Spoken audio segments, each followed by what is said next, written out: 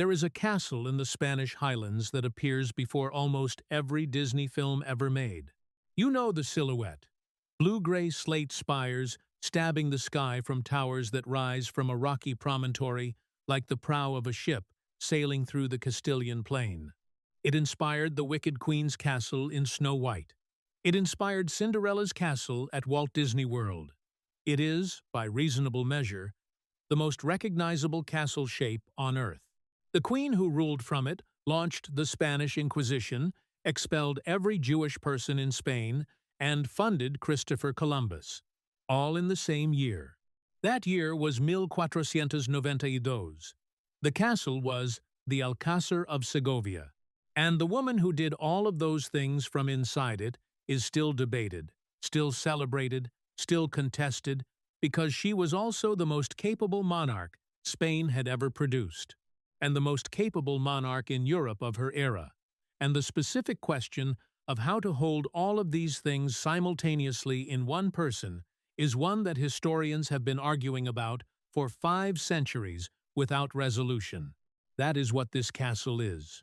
Not a fairy tale. The place where the modern world was made and the price at which it was purchased. Chapter 1. The Rock Before the Castle Celts, Romans, and the First Fortifications. The promontory above the confluence of the rivers Eresma and Clamores in central Spain has been fortified since before the Romans arrived. This is not metaphor or approximation. The site is extraordinary militarily.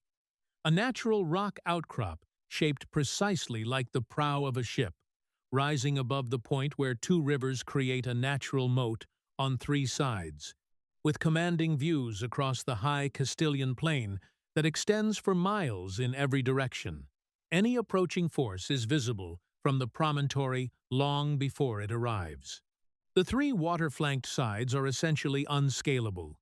The one accessible approach from the old city is both narrow and easily defended. There is no better defensive position for 50 kilometers. The Celts understood this.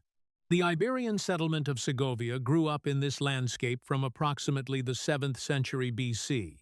The Vacaei and Aravaci peoples, who populated the high Castilian plateau, left material evidence of settlement throughout the Praques area. The promontory would have been a natural fortification for them, as it was for every subsequent occupant. The specific form of what they built there is not recoverable. No structural remains survive from the pre-Roman period on the castle rock itself, the continuous building and rebuilding of subsequent centuries having obliterated any earlier fabric. The Romans arrived around 80 BC, during the Sertorian War, one of the convulsive conflicts that accompanied the Roman conquest of the Iberian Peninsula. The historian Titus Livius recorded Segovia in this context as a strategically important point, which gives you the Roman assessment of the site's military value. They proceeded to make it substantially more important. Over the following centuries of Roman provincial administration, Segovia became a significant urban center, significant enough to justify the construction of the extraordinary aqueduct that still stands at the city's eastern edge, one of the best-preserved Roman engineering works in the world, running 17 kilometers from the Fuenfría Springs to bring water into a city that sat on a waterless rock. The aqueduct, which Segovia's tourism materials lead with rather than the castle, tells you something essential about what Segovia was under Roman administration. The resource investment required to build 17 kilometers of arched stone conduit from the surviving section alone runs 728 meters through the heart of the old city. Reaching 28 meters in height at its tallest point, reflects a city of real, economic, and administrative significance. Segovia was not a frontier posting but a productive provincial center on the roads connecting the north and center of the Iberian Peninsula. The rock above the river confluence presumably supported a Roman castrum, the standard military installation that anchored Roman urban planning across the provinces, though the physical evidence of it has been so completely overbuilt as to be effectively invisible today. The Visigoths followed Rome. They controlled most of the Iberian Peninsula from the collapse of Roman authority in the 5th century through the early 8th. ruling a Catholic kingdom of genuine cultural sophistication that provided the institutional framework of law, church organization, and administrative practice that the subsequent medieval Spanish kingdoms would claim as their inheritance. The Visigoths were in Segovia. What they built on the rock above the rivers is not documented. What they left behind was obliterated by what came next. In 217, a combined Berber and Arab army crossed the Strait of Gibraltar and, within a decade, had conquered nearly the entire Iberian Peninsula. The speed and completeness of the Muslim conquest is one of the most remarkable events in medieval military history. A peninsula that had been Christian, Roman administrative, Latin-speaking, and Visigothic for centuries was transformed within a generation into the westernmost province of an Islamic empire that stretched from Spain to India. Segovia fell. The rock above the rivers came under new management. What the Moors built on the promontory was, in the early period, apparently modest in the sources. Describe a wooden fort rather than a substantial stone construction. The Berber Almoravid dynasty, whose northwest African origins gave them a specific architectural tradition, are credited with the earliest formal fortification of the site.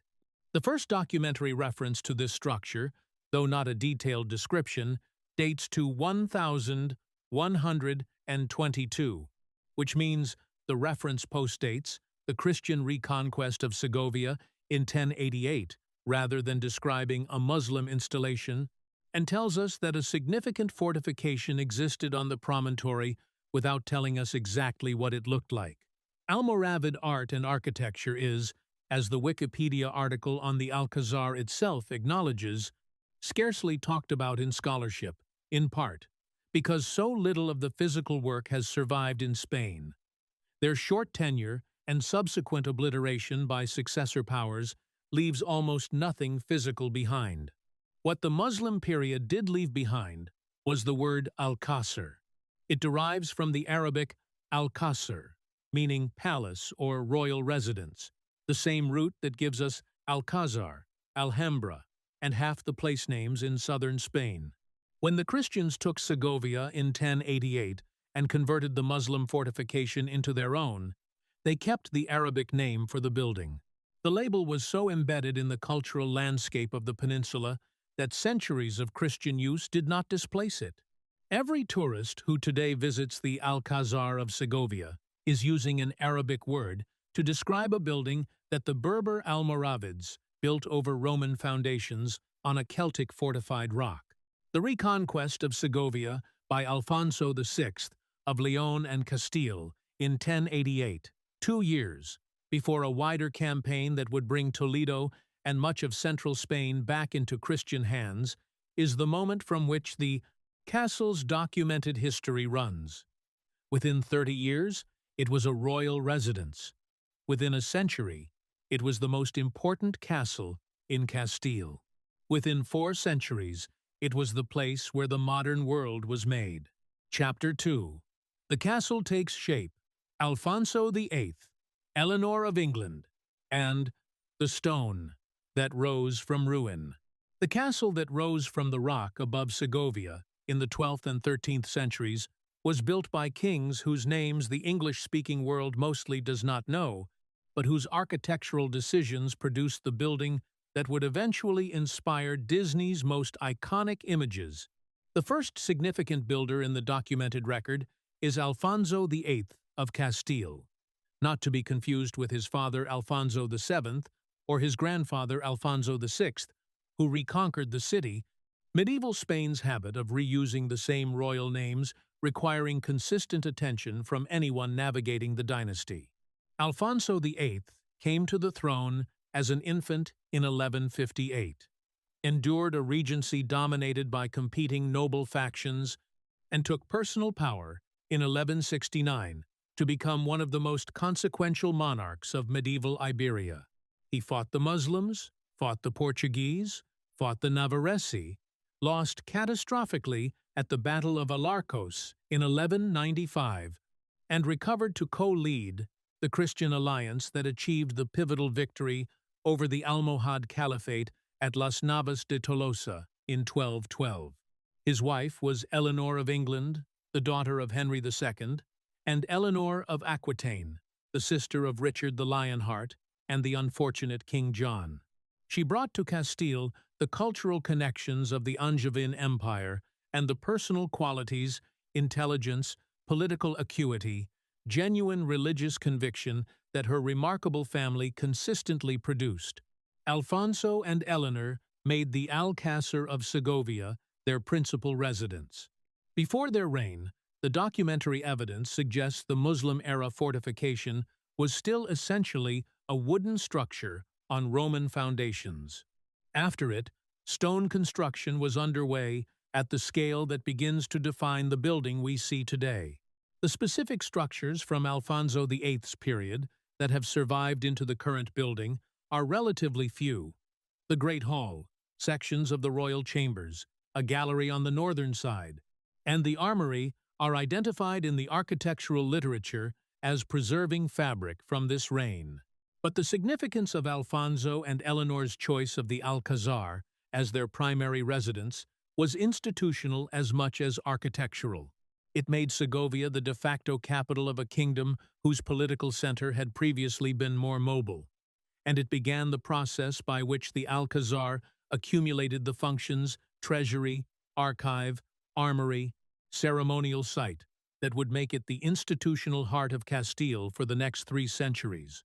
The Mudéjar decorative program that defines the interior character of the castle's principal rooms, the intricate plasterwork, the geometric ceiling patterns, the Arabic-influenced ornamental vocabulary that the Christian kings of Castile adopted from their Muslim predecessors and neighbors began in this period and continued through the 13th, 14th, and 15th centuries.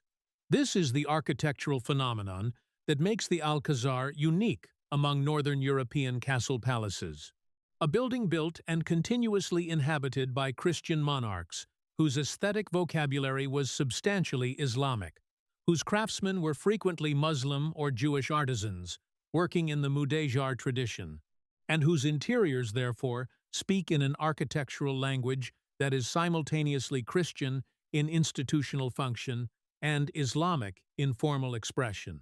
The Hall of Kings, the Galley Room, the Throne Room, the spaces that tourists walk through today, are expressions of a cultural hybridity that the Spain of 1492 would systematically destroy. The cave-in of 1258, during the reign of Alfonso X, known as El Sabio, the Wise, is one of the Alcázar's more dramatic documented moments.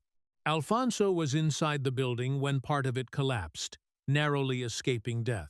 The subsequent rebuilding gave him the opportunity to commission the Hall of Kings, the room that would become the Alcázar's most politically significant interior space. A long hall whose upper walls were decorated with seated sculptural figures representing the rulers of Castile and León. From Pelayo, the Visigothic nobleman, whose victory at Covadonga in 718 or 722 AD is conventionally taken as the beginning of the Christian reconquest down to the current monarch. 52 kings in succession, their images claiming the entire span of Christian Iberian kingship as the continuous heritage of the Castilian crown. Alfonso X also used this hall to house Parliament. The Cortes of Castile met here. The same room that displayed the dynasty's mythologized history hosted the Legislative Assembly of the kingdom. The architectural statement was explicit. Here is where we come from, and here is where we govern. The Alcazar was not merely a royal residence. It was a political machine built in stone, whose every room made a specific argument about legitimacy, continuity, and power. Alfonso X himself was one of the most extraordinary figures of medieval Europe, a polymath of genuine achievement whose interests spanned astronomy, law, music, poetry, chess, and history, and who directed the production of works in each of these fields that remained definitive for centuries. He presided over a court in which Christian, Muslim, and Jewish scholars worked side by side, translating Arabic and Hebrew texts into Castilian and Latin, making the intellectual inheritance of the Islamic world available to European scholarship. His Cantigas de Santa Maria are among the finest musical collections of the Middle Ages. His legal code, the Siete Partidas, governed Castilian legal practice for centuries after his death. He died in 1284, having spent his last years in bitter dispute with his son Sancho over the succession.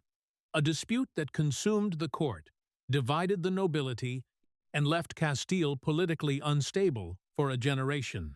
But the building he had rebuilt and extended, the intellectual culture he had cultivated, and the legal framework he had established were the foundation on which the subsequent century of Trastamara expansion would be built. The Alcazar, by the end of Alfonso X's reign, was a substantial stone palace fortress of regional significance, housing the kingdom's treasury in the Homage Tower, the royal archive in its administrative rooms, and the court's most important ceremonial functions in its decorated halls.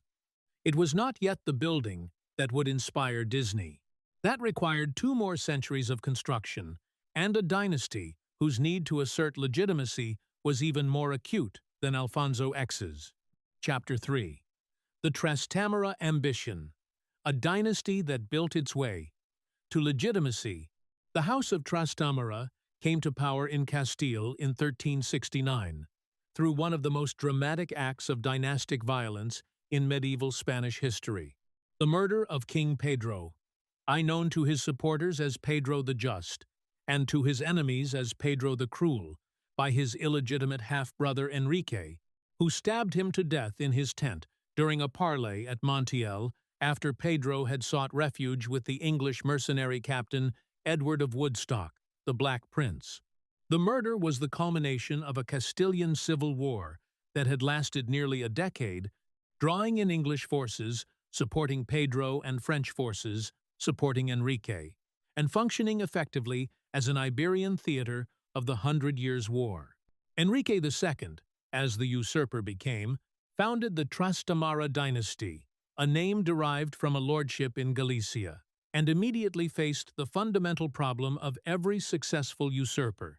He had no legitimate claim to the throne he now occupied, and everyone knew it. His solution was the solution that every successful illegitimate dynasty eventually discovers: build. Build lavishly, build continuously.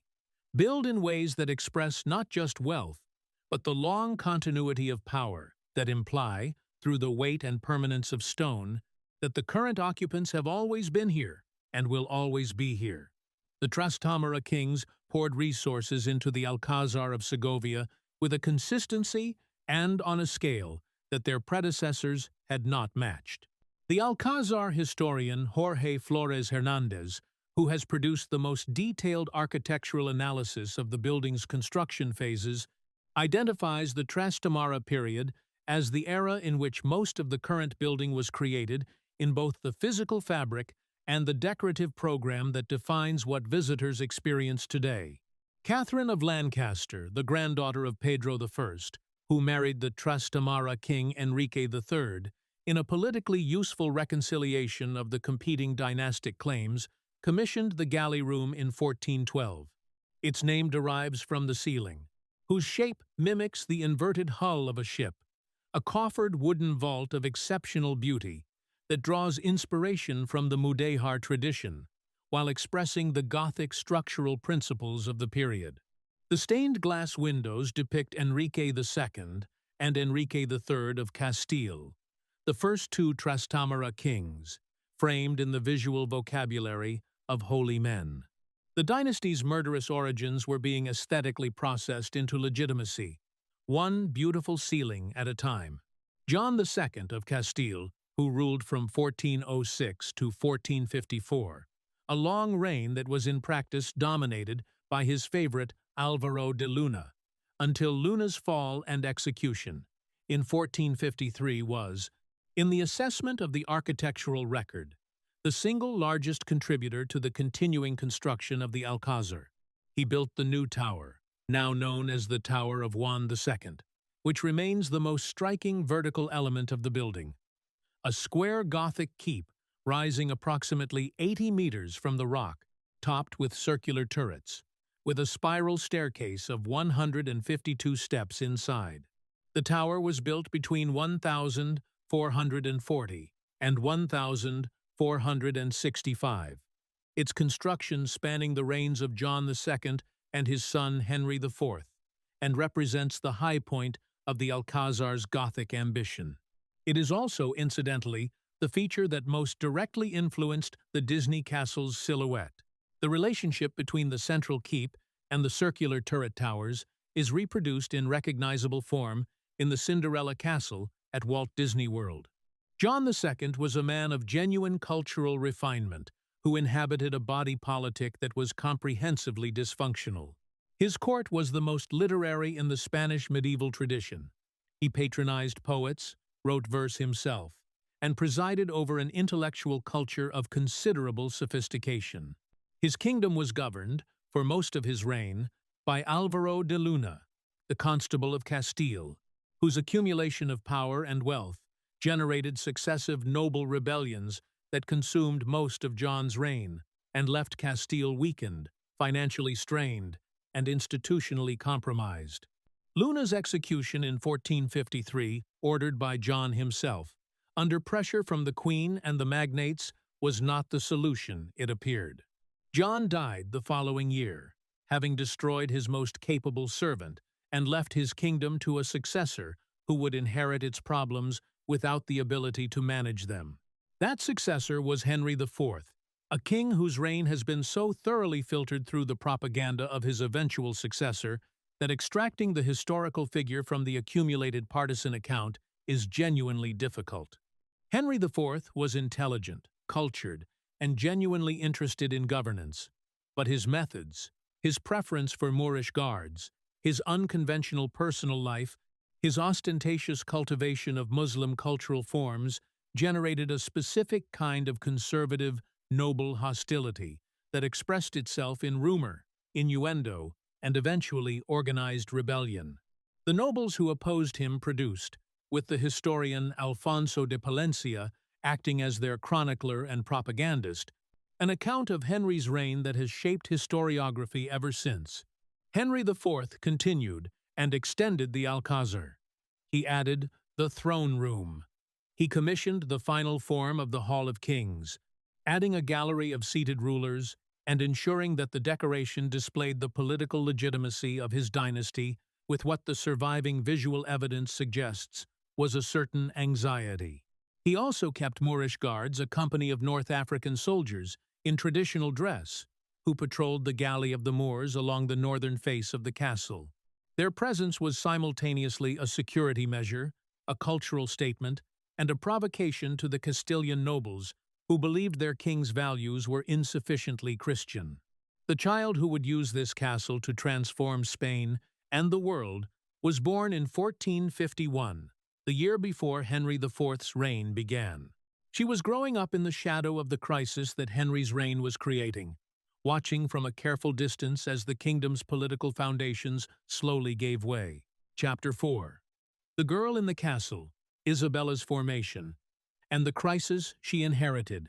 Isabella of Castile was born on 22 April 1451 at Madrigal de las Altas Torres, the second child of John II and his second wife, Isabella of Portugal. Her father died when she was 3. Her mother, whose mental health deteriorated severely in the years following John's death, raised her and her younger brother Alfonso in increasingly isolated circumstances in Arevalo, away from the Castilian court, away from the political machinations that consumed the capital, in a provincial quiet that was both protective and limiting. This childhood was not the conventional preparation for power. Isabella received an education that was extraordinary for a girl of any rank. In 15th-century Europe, her mother was determined to educate all her children to the highest possible standard, without distinction between the sexes. By 15, she spoke Castilian, Latin, Greek, and French. She studied law, mathematics, history, genealogy, heraldry, and rhetoric. She played chess and music. She did needlework to the standard of professional embroidery. She absorbed the religious devotion that was the central organizing principle of Castilian noble culture, and she absorbed it deeply and sincerely. Her Catholic faith was not a political instrument, but a genuine conviction that shaped every significant decision she ever made. The court to which she was summoned at 13 was a complex and dangerous environment. Henry IV had her and her brother Alfonso brought to court in 1462, ostensibly to be under royal supervision, actually to be available as political hostages in the factional struggles that were consuming Castilian politics. The question dominating those politics was one that would eventually force Isabella herself to resolve it. Who was to succeed Henry IV? The problem was specifically this. Henry IV's second wife, Juana of Portugal, had produced a daughter in 1462, also named Juana, who was proclaimed heir to the Castilian throne. But Henry IV's first marriage had been annulled on the grounds of non-consummation, and persistent rumors initially spread by the noble faction opposed to Henry questioned whether his second marriage had been consummated either, and whether the child Juana was in fact his at all. The alleged father of record, whispered, and eventually shouted in the sources, was Beltrán de la Cueva, a royal favorite of the kind that generated the particular venom of medieval political scandal. Juana la Beltraneja, Juana, the daughter of Beltrán. The name stuck with a specificity that tells you how thoroughly the Trastamara court had decided the girl was illegitimate, before anyone had properly established the facts. The facts remain disputed. Modern analysis of Henry IV's skeleton has established that he was normally virile, rather undermining the impotence argument. Susana Ferreira, a historian of Iberian political culture, notes that no rumors of Juana's illegitimacy existed at the time of her birth in 1462.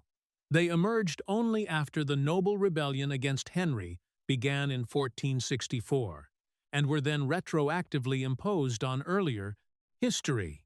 Alfonso de Palencia, who recorded the charges of illegitimacy with scandalized detail in his chronicles, was writing under the patronage of Isabella I after 1474.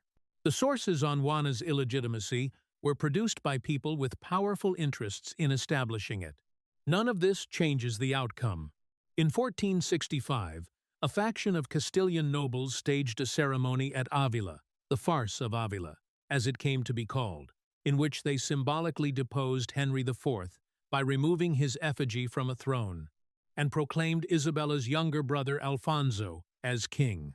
The civil war that followed lasted 3 years and ended when Alfonso died suddenly in 1468, probably of plague, leaving his supporters to turn to Isabella.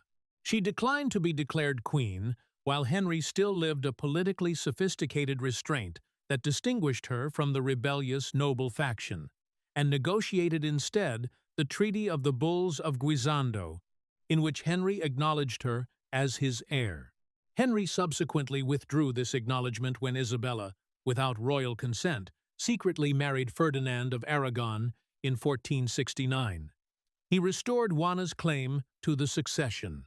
The civil conflict resumed, dormant but not resolved, through the early 1470s.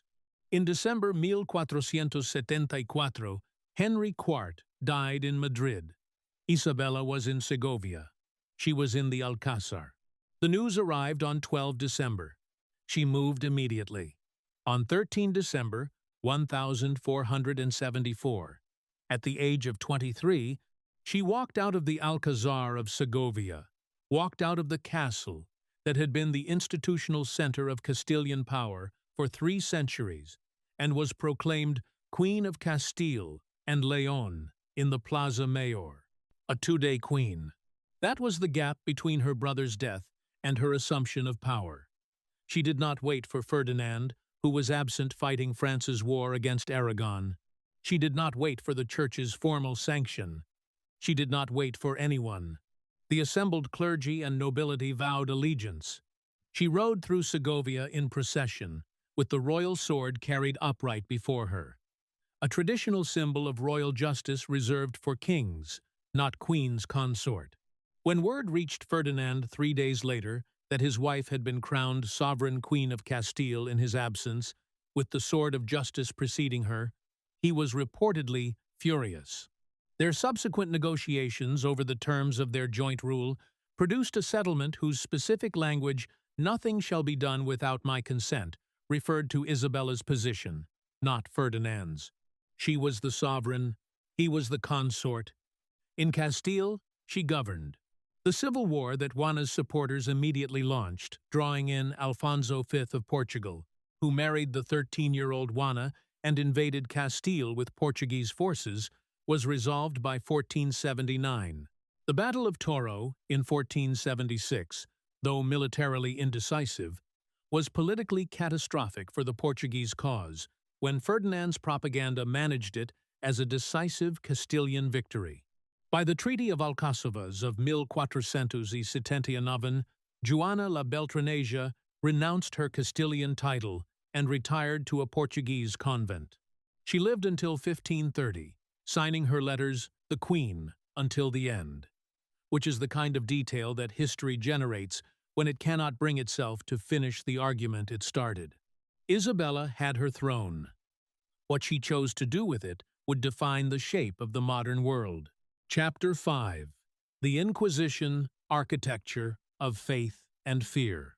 The Spanish Inquisition was established in November 1478, when Pope Sixtus IV issued the papal bull, Exigit Sinceras Devotionis Affectus, authorizing Ferdinand and Isabella to appoint inquisitors in their kingdoms. The Pope did not do this voluntarily. Ferdinand threatened to withdraw Spanish military forces from the defense of Rome against the Ottoman Turks, a credible threat given the specific anxiety of 1478. When Mehmed II was conducting aggressive operations in the eastern Mediterranean, and Sixtus, who needed Spanish arms, conceded. The coercive origin of the papal authorization is not incidental. The Spanish Inquisition was from its beginning an instrument of royal power, not papal power. Unlike the earlier medieval Inquisition, which had operated under direct papal control, the Spanish version was administered by the crown, answerable to the monarchs, and deployable in the service of political objectives as much as theological ones. Ferdinand and Isabella used it to assert centralized royal authority over the Aragonese nobility, who resisted it on precisely these grounds. The Aragonese correctly identified the Inquisition as a Castilian instrument of political control. They were right. The immediate ostensible target was the Converso community. The Conversos were Jews who had converted to Christianity in many cases under direct or indirect coercion during the waves of anti-Jewish violence that had swept Castile and Aragon repeatedly from the pogroms of 1391 onward. The 1391 pogroms had been catastrophic. In Castile and Aragon alike, Jewish communities in dozens of cities were attacked by mobs, with mass killings, forced baptisms, and the complete destruction of entire communities. The survivors either fled, went underground, or converted. Many of them converted, because conversion was the only immediately available path to safety, and conversion required the performance of Christian identity that would subsequently attract the Inquisition's suspicion. By 1478, the Converso population of Spain was enormous. Joseph Perez estimated that 200,000 Jews had converted in the century before the Inquisition was established. They had assimilated, at least formally, into Christian Castilian society. Many had prospered enormously conversos, occupied positions in the royal bureaucracy, the church, the professions, and commerce that their Jewish grandparents had not been permitted to hold. The treasurer, Luis de Santangel, who would help finance Columbus's voyage, was of Converso origin. The Archbishop of Toledo, who had been Castile's most powerful churchman, was of Converso origin. The Converso community's success and visibility in Castilian public life generated both the resentment that motivated the anti-converso campaign and the political sensitivity that made the campaign, once launched, difficult to moderate. The charge against the conversos was crypto-Judaism, that many of them continued to practice Jewish religion in private while performing Christian observance publicly. This charge was, in individual cases, sometimes true and sometimes false, and the Inquisition had no reliable method of distinguishing between them, relying instead on testimony from neighbors and enemies. The most unreliable class of evidence available, combined with the systematic application of torture to produce confessions. The specific torture methods, the toca, a form of waterboarding, the garrucha, suspension by the arms tied behind the back, the potro, a rack that tightened cords against the limbs, were not more extreme than those used in secular European courts of the period. But the institutional context made them more systematic.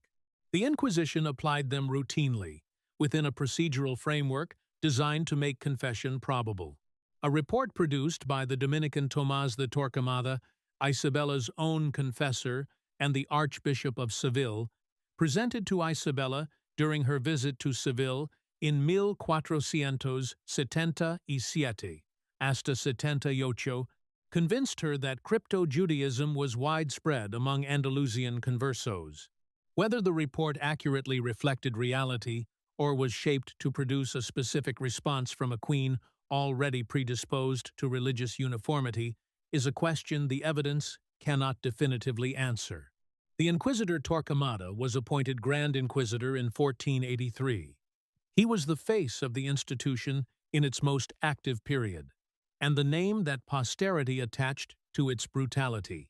He was not, in personality, the theatrical villain that legend produced contemporaries describe: a thin, ascetic man of genuine religious conviction who believed he was doing God's work with complete sincerity. This is, in many ways, more disturbing than cynicism would be. Under his direction, the first tribunal was established in Seville, where 6 people were burned at the stake in 1481, following heresy convictions. By 1492, tribunals had been established in 8 Castilian cities: Ávila, Córdoba, Jaén, Medina del Campo, Segovia, Sigüenza, Toledo, and Valladolid. Segovia, the city of the Alcázar, had its own Inquisition tribunal.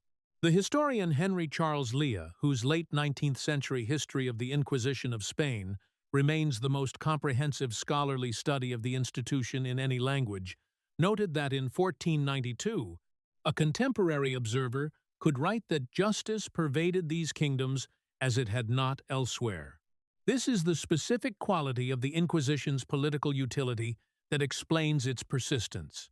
It produced the appearance of order. In a kingdom where the preceding half-century had been consumed by noble faction, civil war, and institutional dysfunction, a mechanism that identified and processed enemies of the social order was politically valuable in ways that went beyond theology.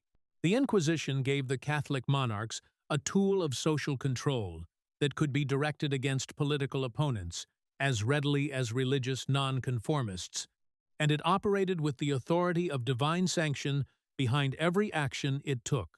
Pope Sixtus IV, the same pope who had authorized the institution under duress, was alarmed within 4 years of its establishment. In April 1482, he promulgated what Lea described as the most extraordinary bull in the history of the Inquisition, asserting that the proceedings were being conducted in ways that violated basic principles of justice and Christian charity, that innocent people were being condemned, and that the institution was being used to gratify private greed rather than to serve religious purposes. Ferdinand and Isabella ignored the objection. The Inquisition was too useful to constrain. Ferdinand reportedly told the Pope, in terms that the diplomatic record preserves, with uncomfortable directness, that Spain's internal religious unity was not a matter in which external interference was appropriate. The debate among historians about the Inquisition's scale, the number of people tried, tortured, executed, imprisoned is genuine, and reflects the incomplete state of the records rather than historical revisionism. Henry Kamen, the British historian whose The Spanish Inquisition, a Historical Revision, challenged earlier estimates in 1997, argued for substantially lower numbers of executions than the popular tradition maintained. Perhaps 3,000 to 5,000 people burned over the entire history of the institution rather than the hundreds of thousands of earlier legend. Other historians dispute Kamen's figures.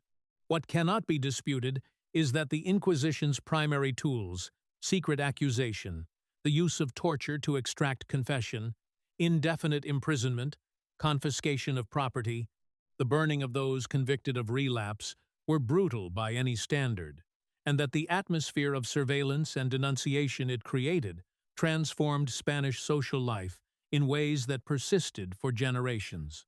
The Inquisition ran until 1834. It was not a medieval institution, it was a modern one, operating through 3 centuries of Spanish history, surviving the Scientific Revolution and the Enlightenment and the American and French revolutions, extinguished finally not by theological revision, but by the political upheavals of the early 19th century. The Alcázar of Segovia was not itself an inquisitorial prison, but the Segovia tribunal operated in this city, under the authority of the queen who ruled from this castle, as one of the 8 engines of religious uniformity that ground through the converso community of Castile in the decade before 1492. The fairytale castle and the Inquisition were geographically inseparable products of the same power, the same person, the same conviction that God's kingdom could be imposed on earth through organized institutional force. Chapter 6. Granada, Columbus, and the Expulsion. The year 1492 is one of the densest in European history. Within the space of 8 months, 3 events occurred that each, individually, would have qualified as transformative for the future of Spain and the world. Together, they constitute one of the most concentrated pivots in Western history, a moment when the medieval world ended and the modern world began, and ended and began in blood. The sequence began on 2 January 1492. The Emir of Granada, Mohammed XII, known in Spanish historiography as Boabdil, a corruption of his Arabic name, surrendered the keys of the Alhambra Palace to Ferdinand and Isabella. The Reconquista was over. The 781-year campaign to expel Muslim political authority from the Iberian Peninsula, which had begun with Pelayo's victory at Covadonga in 718 or 722, and whose progress had been commemorated in the Hall of Kings in the Alcázar of Segovia by 52 seated kings, was complete. The last Muslim kingdom in Western Europe had fallen. The siege of Granada had lasted 10 years, from 1482 to 1492. It was a war of attrition fought across mountainous terrain that favored defense, against a population that knew its own landscape intimately and could not easily be defeated in open battle. Ferdinand's military commanders, including Gonzalo Fernández de Córdoba, who would become famous in subsequent Italian campaigns as the Gran Capitan, developed the tactical innovations of the final war, particularly in the use of artillery and combined arms operations that would make Spanish infantry the dominant military force in Europe for the next century and a half. The fall of Granada was not merely the completion of a cultural religious project. It was the culminating military exercise of a professional army that was, by January 1492, the most effective fighting force in Western Europe. Boabdil's surrender on 2 January was conducted with considerable ceremony. He handed over the keys to the Alhambra Palace. Ferdinand and Isabella entered the city.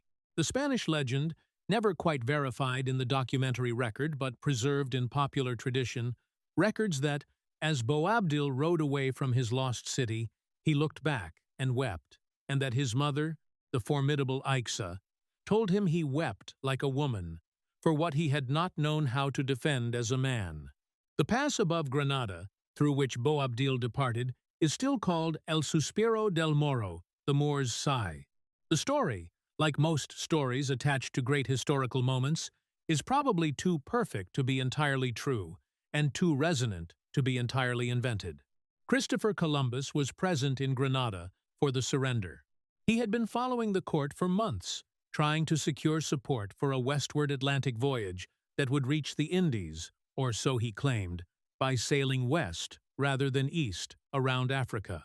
He had been refused by Portugal in 1485.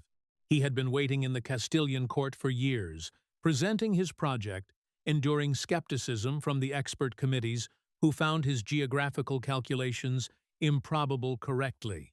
As it turned out, since Columbus dramatically underestimated the size of the Earth and his requested terms extravagant, his demands included the titles of Admiral of the Ocean Sea and Viceroy and Governor-General of whatever lands he discovered, to be hereditary in his family.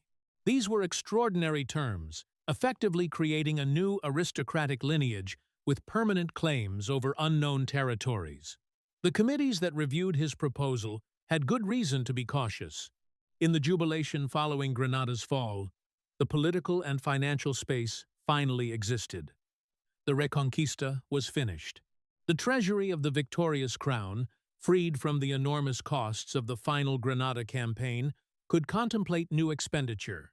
The ideological momentum of crusading Christianity, which had sustained the Reconquista through 8 centuries, needed a new object.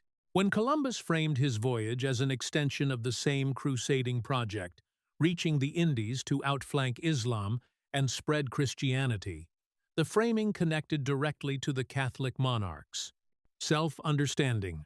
Isabella, by most accounts, was the driving force behind the decision to fund Columbus. Ferdinand was skeptical, and remained so. Her treasurer, Luis de Santangel, who was himself of Converso origin. One of the people, the Inquisition, was simultaneously investigating in Castile's Converso community, provided the specific financial arrangements. A combination of royal funds and private loans from the Aragonese crown's commercial creditors, totaling approximately 2 million maravedis. The funds came in part from the homage tower of the Alcázar of Segovia, where the crown of Castile's treasury was held. There is no small irony in the fact that the same castle, whose treasury financed the expulsion of an entire people, also financed the voyage that would eventually create an empire in whose name similar persecutions would be conducted across the Atlantic. On 31 March 1492, less than 3 months after the fall of Granada, Ferdinand and Isabella signed the Alhambra Decree in the newly conquered city. The document was drafted by Torquemada. It ordered the expulsion from Spain of all Jews who had not converted to Christianity, giving them until 31 July, 4 months, to leave their homes, their communities, their country. The edict named as its justification exactly the same logic the Inquisition had been using for a decade. The Jews, who remained, constituted a temptation and an influence on the Converso community, drawing converted Christians back toward their former faith. Isaac Abarbanel, the royal treasurer of Castile, one of the most distinguished Jewish scholars of the period, a man of enormous practical importance to the Castilian state, reportedly offered Ferdinand and Isabella 30,000 ducats to revoke the decree. The account of this offer comes from Jewish sources and is disputed in its details, but the broad outline, a desperate attempt by the Jewish community's most prominent representative to buy their way out of expulsion, is consistent with what we know of the stakes and the circumstances. Ferdinand reportedly wavered. Torquemada burst into the room, held up a crucifix, and told the monarchs they could sell Christ if they wished, as Judas had done. Whatever the precise sequence, the decree was not revoked. The last Jews left Spain on 2 August 1492. Christopher Columbus sailed from Palos de la Frontera on 3 August 1492. The harbor at Palos was so full of Jewish refugee ships on the night of 2 August that Columbus could not depart as planned. He left the day after, 1 day after the expulsion was complete, as if the harbor was making room. The coincidence of timing was noted by contemporaries, and has been noted by historians ever since, because it makes the connection between the two events viscerally concrete. The same royal treasury, the same political will, the same month. The numbers of the expelled are contested in precisely the way that numbers of historical atrocities always are. The evidence is incomplete. The definitions are disputed. The political incentives to minimize or maximize affect every estimate. Joseph Perez placed the number expelled at between 40,000 and 100,000.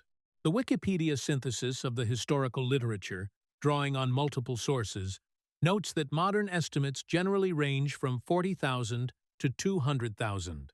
An additional number, Perez estimated 200,000, converted rather than leave, adding to the converso community whose religious sincerity the Inquisition would continue to investigate.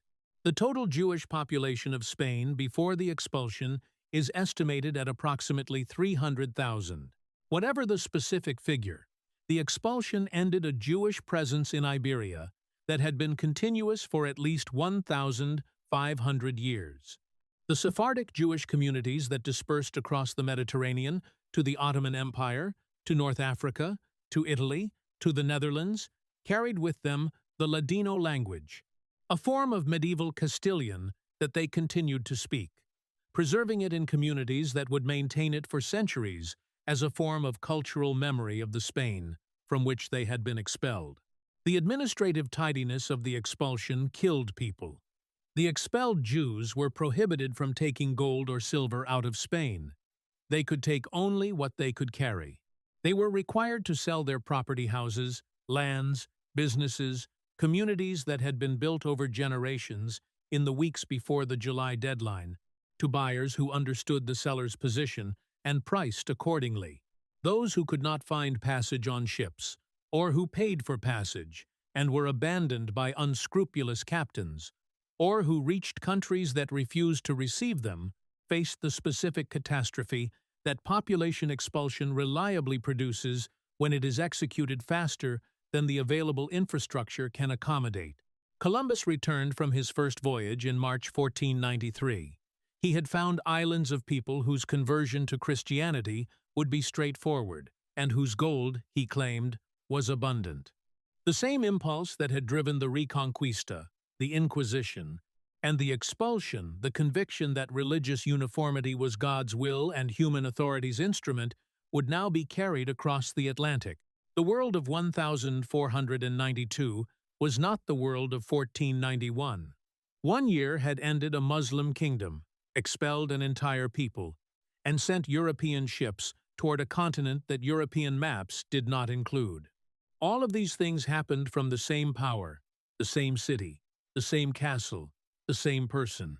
The fairy tale castle on the prow-shaped rock above the Castilian plain was the administrative center of a transformation that still, 5 centuries later, shapes the politics of half the earth. Chapter 7.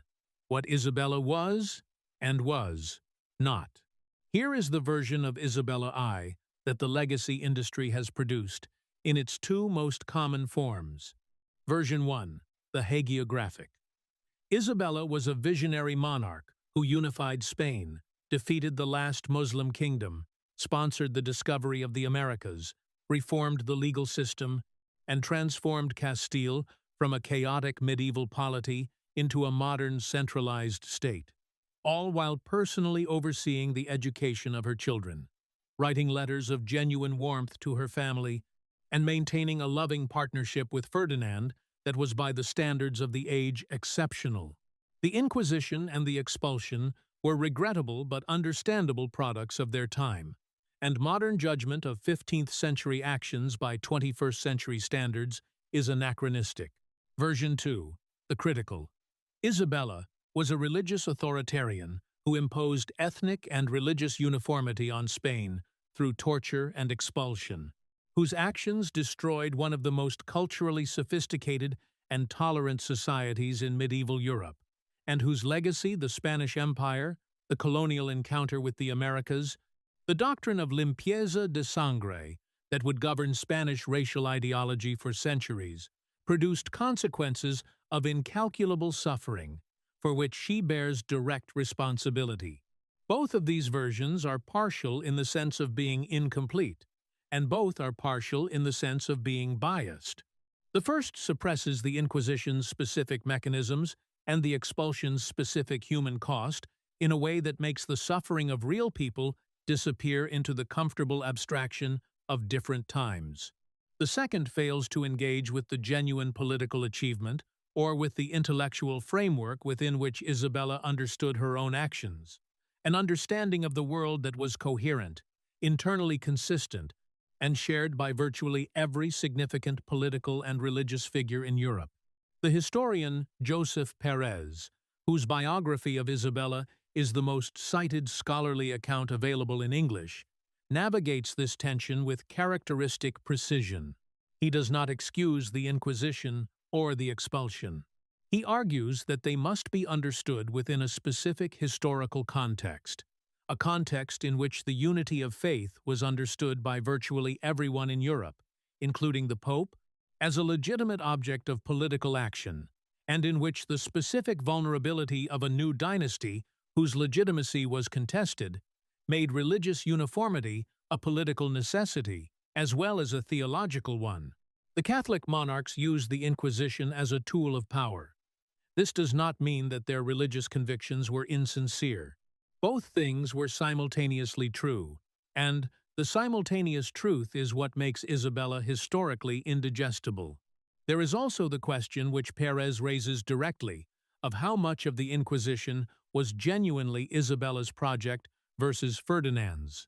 Henry Charles Lea, who spent his career on the documentary record of the Inquisition, observed that in the copious royal correspondence with the Inquisition's officials, the name of Isabella rarely appears. Ferdinand's fingerprints are more consistently visible in the institutional machinery, particularly in Aragon, where he essentially appropriated the older papal Inquisition and brought it under royal control in the 1480s, over the vigorous objections of the Aragonese, who correctly identified it as an instrument of Castilian centralization. Subsequent writers, in Lea's assessment, exaggerated Isabella's personal share in the administration of her kingdom at Ferdinand's expense, partly because the Castilian chroniclers they relied on naturally preferred the Castilian queen as their subject. What is clear is that Isabella was not passive. Her personal confessor was Torquemada. Her personal response to the Seville report in 1477–78 that established the groundwork for the Inquisition was, by the sources' accounts, one of conviction rather than reluctant assent. The specific religious conviction that animated the demand for Catholic uniformity, the genuine, deep, and in her own understanding, non-negotiable faith that religious unity was the foundation of a godly kingdom, was hers, expressed consistently throughout her reign in ways that go beyond institutional compliance. When she died in 1504, her will expressed concern for her subjects in the New World and asked that they be treated with justice. It did not express regret about the Inquisition or the expulsion. Those she apparently regarded as correct and necessary actions.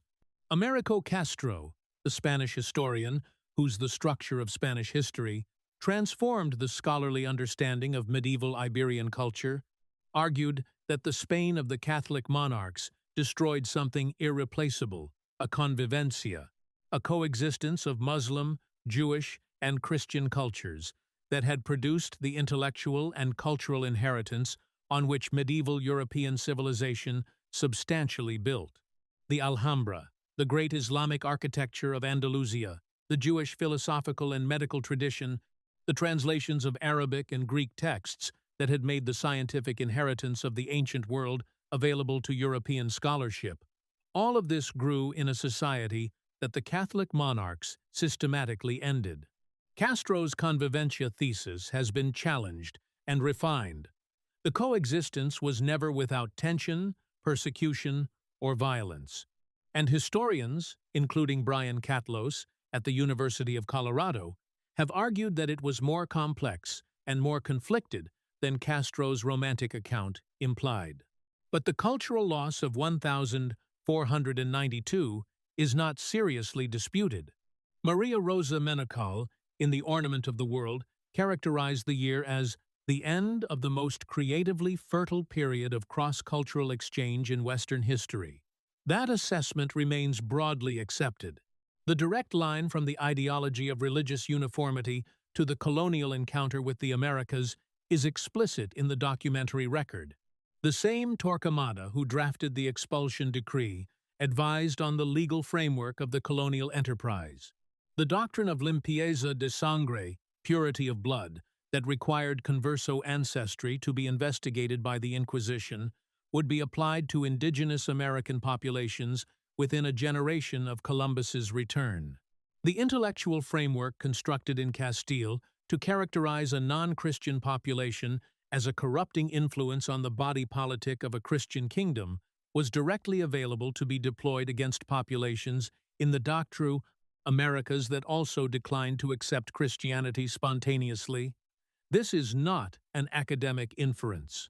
The same Torquemada, the man whose name has become synonymous with the worst the Inquisition did, lived long enough to be present for the earliest debates about the legal status of indigenous Americans and to advise on the framing of their encounter with the Spanish crown. The 1968 revocation of the Alhambra Decree by the Spanish government, 476 years after its signing, was not accompanied by any formal acknowledgement of what the expulsion had been. In 2015, Spain passed a law offering Spanish citizenship to the descendants of the expelled Jews. In 2022, Portugal passed a similar law for those expelled from Portugal in 1497. These are gestures of acknowledged debt made across a gap of 5 centuries. Whether they are adequate to what happened is a question that no government has yet found the language to answer. Spain formally revoked the Alhambra Decree in 1968, but did not apologize for it. The distinction between revocation and apology is not semantic. It reflects a particular relationship to the legacy of 1492 that Spanish political culture is still visibly, contentiously in the process of working out.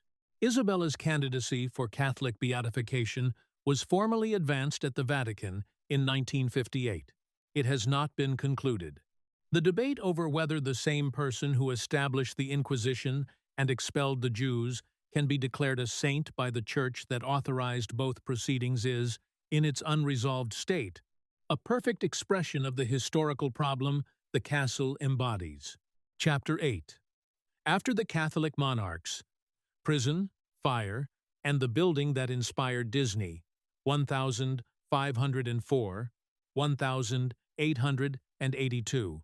Isabella died on 26 November 1504 at Medina del Campo, 53 years old, having spent her last years in the grief of watching her children die. Her son Juan died in 1497, 17 years old, 6 months after his wedding. Her daughter Isabella died in 1498, in childbirth.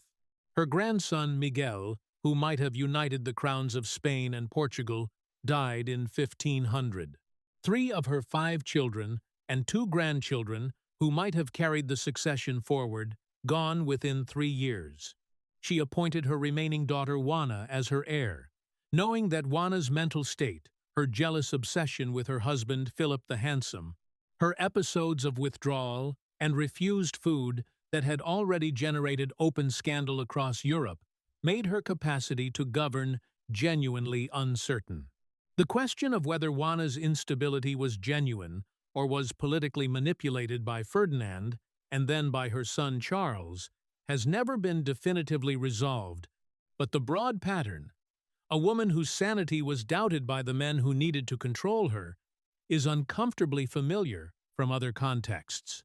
Ferdinand survived Isabella by 12 years, governing as regent of Castile through the legal authority his marriage had given him, fighting wars in Italy, completing Spanish control of the Kingdom of Naples, marrying the young French princess Germaine de Foix in 1505 inches, an alliance that would have undone the union of Castile and Aragon if she had produced a surviving male heir. She did not.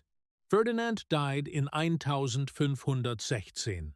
The unified Spain he and Isabella had created passed to their grandson Charles I, who was simultaneously Holy Roman Emperor Charles V, the ruler of the Habsburg domains from Spain to Bohemia, from the Netherlands to Naples. The Alcázar of Segovia, the institutional center of the Trastamara monarchy, receded in importance as the Habsburg court moved first toward Toledo and eventually toward the new royal site at Madrid. The crisis of 1520–21 briefly returned the Alcázar to political significance. The revolt of the Comuneros, the uprising of Castilian towns against the Flemish advisors, and financial exactions of the young Charles V had one of its focal points in Segovia, whose community was one of the most active centers of the rebel movement. The Comuneros were, among other things, defending the institutional legacy of the Catholic monarchs against what they perceived as a foreign king's disregard for Castilian traditions. They were defeated at the Battle of Villalar in April 1521, and their leaders were executed. The Alcazar held.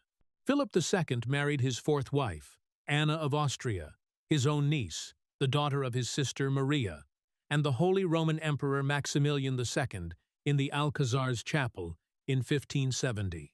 The union required a papal dispensation for consanguinity, which was readily granted. The Habsburgs' consistent intermarriage within the family was already producing the genetic consequences that would eventually render their Spanish line extinct in 1700. Philip held the wedding here partly for sentimental reasons. The Alcazar had been the stage of Castilian royal ceremony for 3 centuries, and partly because Madrid, his capital, did not yet have an adequate royal chapel for the purpose. After the wedding, Philip left the Alcazar to administrative uses and never made it a primary residence. He did leave it one transforming architectural intervention. Philip II had spent time in the Netherlands and Flanders as part of his Habsburg inheritance, and he had seen the sharp conical slate spires of the Flemish and Northern European castle tradition. He found them beautiful. He had them added to the Alcazar's towers, replacing the earlier curved ceramic roofing with dark gray Bernardo's slate quarried from nearby mountains, giving the spires their characteristic dark, almost graphite color against the bright Castilian sky. The architect, Francisco de Mora, completed the main garden and courtyard areas in 1587. Those spires, entirely a 16th-century addition to a castle with 12th-century foundations, are the feature that the Disney Imagineers recognized as the visual signature they wanted for their fairy tale castle. The Alcázar looked like this because of a Habsburg king's nostalgia for Flemish architecture, not because of any medieval tradition. The fairy tale aesthetic is an imperial import, not an indigenous product.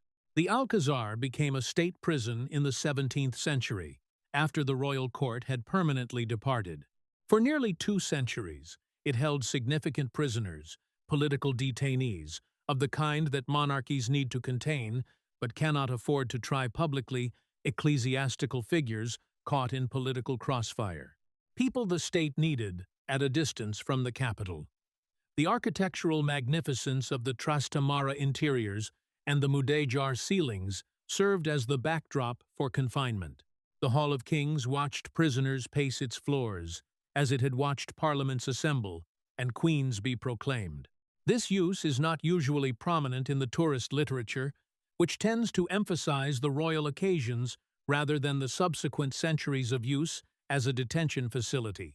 But the castle was a prison for longer than it was an active royal residence, which is a fact about its history that the fairy tale silhouette tends to obscure. Charles III founded the Royal College of Artillery in the Alcázar in 1762, part of his Bourbon Enlightenment program of modernizing Spanish institutions. The college opened in 1764 and became a leading military academy of the era, adding in 1792 a chemistry laboratory under the direction of the French chemist Louis Proust. Proust, who would later formulate the law of definite proportions, One of the foundational quantitative principles of modern chemistry worked in rooms decorated with 15th-century mudéjar plasterwork, while conducting the careful weighing experiments that established the constant composition of chemical compounds. The description of his laboratory as the best in Europe at the time is contemporaneous, not retrospective enhancement. The juxtaposition, one of the foundational experiments of modern science, conducted in the decorative spaces of a medieval fairy tale castle, is one of the more striking facts in the Alcazar's long history. On 6 March 1862, the Alcazar burned. The circumstances were disputed at the time and remain imprecisely documented. Artillery cadets were apparently conducting an exercise that involved fireworks, and the fire spread to the buildings faster than anyone anticipated. The fire destroyed the sumptuous mudéjar ceilings of the noble rooms, the roofs of the treasury, the keep, the armory, and the sleeping quarters. Photographs taken immediately after the fire show a shell of walls, standing above complete internal devastation, a ruined castle, in a way the building had never been during its 7 centuries of continuous occupation. The restoration was conducted in the 1880s, using watercolor engravings made by the artist José María Avril in 1839 as the documentary basis for reconstruction. This detail is one of the most historically significant and least advertised facts about the Alcazar. The interior visible today is not medieval. It is a 19th-century reconstruction of the medieval interior, made from historical documentation 2 decades after the fire destroyed the originals.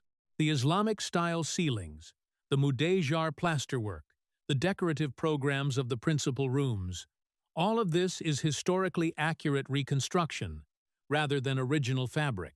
The building that inspired Disney's Imagineers when they examined European castles for their castle designs, its blue-gray exterior spires, its ship prow silhouette, its spectacular setting above the Castilian plain, was and is entirely real. But the interior that the tourists walk through is already, in its detailed execution, a Victorian-era interpretation of what the medieval rooms had looked like. This is not necessarily a criticism.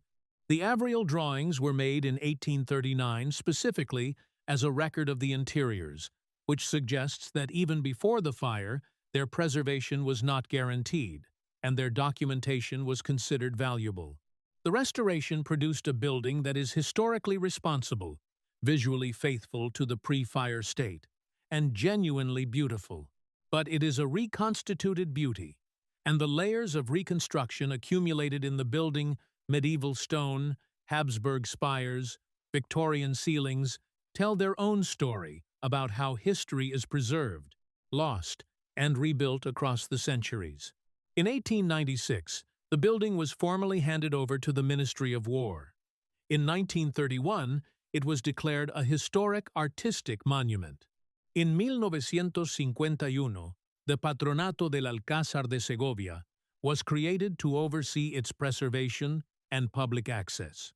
It is managed today as a museum, a military archive, and an institution whose stated mission is to maintain the building's complex identity as simultaneously a royal palace, a military site, and an artillery college, 3 functions that it has served at different points, none of which captures the decade of the 1480s and 1490s, when it was the administrative center of the most consequential events in Spanish history.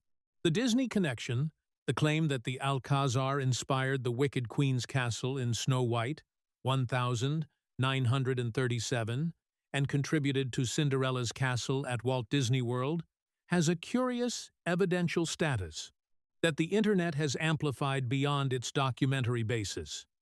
The Wikipedia article on the Alcázar states the Snow White connection as established fact.